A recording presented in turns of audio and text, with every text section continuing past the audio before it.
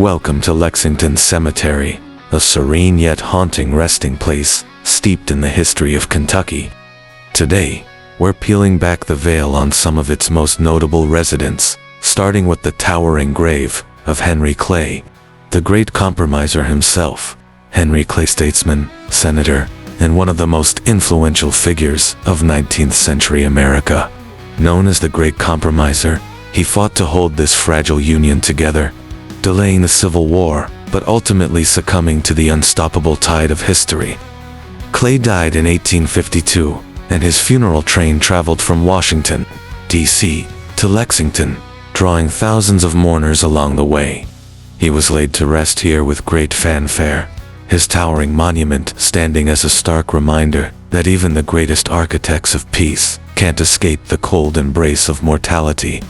From politics to pop culture, Lexington Cemetery holds stories for all tastes.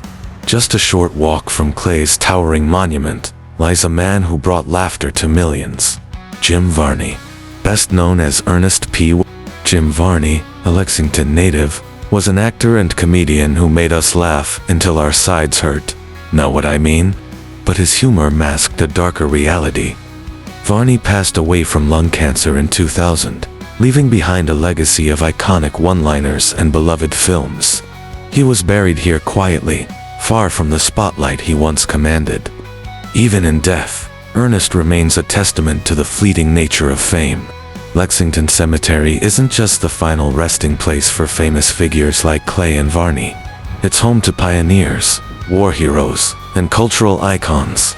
Confederate General John Hunt Morgan, Thunderbolt of the Confederacy, rests here, his legacy as divisive as the war he fought in.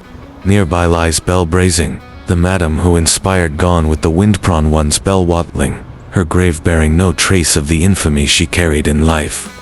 And now, we turn to perhaps the cemetery's most tragic occupants, the Mary Todd Lincoln family. Mary, Abraham Lincoln's wife, was born here in Lexington to a prominent family. But prominence didn't shield them from death's cold hand. Her father, Robert Todd, and several siblings lie here. Reminders of a family shattered by both the Civil War and personal tragedy. Mary herself would go on to suffer unfathomable loss, losing 3 of her 4 sons and her husband to violent death, leaving her forever haunted. This plot, quiet and unassuming, holds the remnants of a family history steeped in heartbreak and sorrow.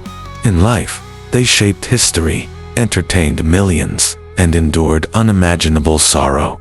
In death, they remind us of our own fleeting existence.